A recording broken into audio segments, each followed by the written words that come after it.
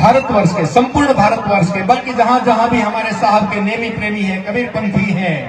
हम आप सबकी समाज की तरफ से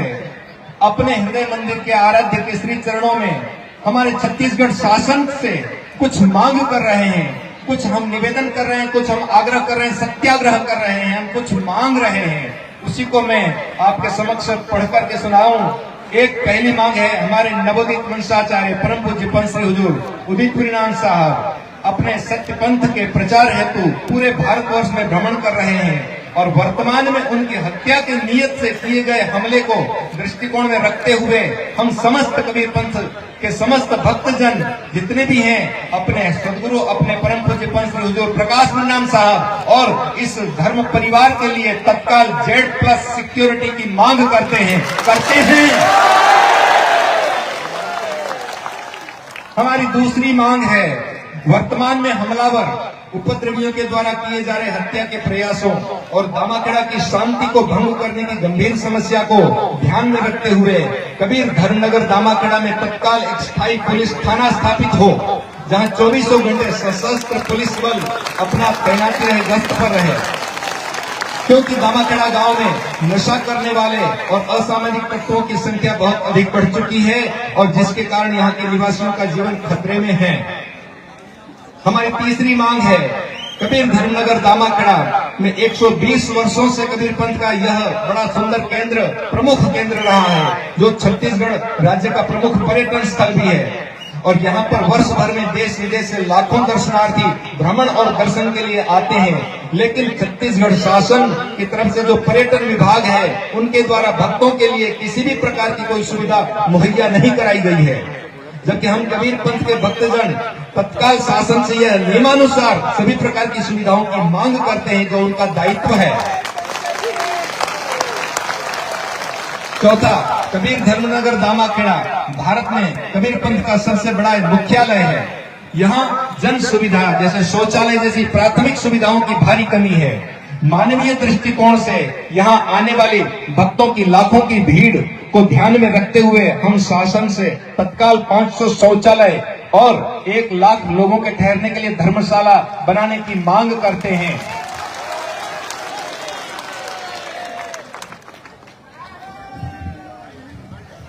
अगली मांग है हमारी,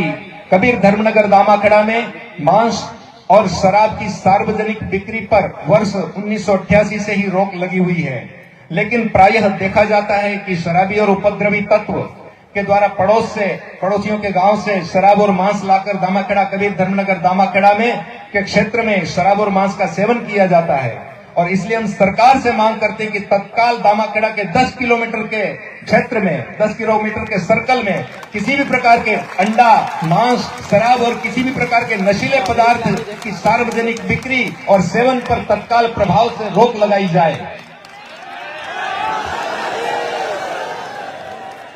हमारी अगली मांग है, कबीर धर्मनगर दामाखेड़ा कबीर पंथ का प्रमुख केंद्र है, जहां वर्ष में अंतर्राष्ट्रीय स्तर के बड़े कार्यक्रम आयोजित होते हैं और उस समय देश विदेश के भारी संख्या में 30 लाख से अधिक संख्या जन यहाँ भक्तजन का आना जाना दामाखेड़ा में होता है और इसीलिए हम आम जनता और भक्तों की यातायात आवश्यकता को ध्यान में रखते हुए विशेष अवसरों पर दामाखेड़ा के आवागमन हेतु रायपुर से, बिलासपुर से, भाटापारा से और जिला कबीरधाम से विशेष यातायात बस वाहन की सुविधा मुहैया कराई जाए, इसकी हम पुरजोर मांग करते सभी कबीरपंथी भक्तजन। और हम सदगुरु कबीर धर्मनगर दामाखेड़ा की सुरक्षा को ध्यान में रखते हुए दर्शन या पर्यटन स्थल को यहाँ पर एक बाउंड्री सुनिश्चित की जाए, जहां पर सुव्यवस्थित रूप से सड़कें बनाई जाए, बाईपास निकाले जाए और आवश्यक और अनावश्यक सड़कों को तत्काल बंद किया जाए। और साथ ही शासन से मांग करते हैं कि दामाखेड़ा के सभी प्रमुख दर्शनीय स्थल और संपूर्ण आश्रम सहित जितना परिक्षेत्र है उसको घेरे के अंदर सुरक्षित किया जाए।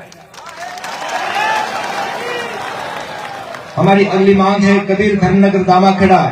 में मेले के अवसर पर लाखों और करोड़ों की भीड़ को दृष्टिगत रखते हुए कम से कम 50 एम्बुलेंस, 5 मोबाइल ऑपरेटर्स के टावर और सभी प्रकार के स्वास्थ्य कैंप, आईसीयू सहित औषधियां और विशेषज्ञ चिकित्सक की सेवाएं हमें प्रदान की जाए। यहाँ कबीर पंथ के भक्तजन इसकी पुरजोर मांग करते हैं। और हमारी जो यह मांगे हैं यह पूर्णतः जायज है और प्राथमिक आवश्यकताओं पर आधारित है और इसलिए हम सरकार से यानी छत्तीसगढ़ शासन से निवेदन कर रहे हैं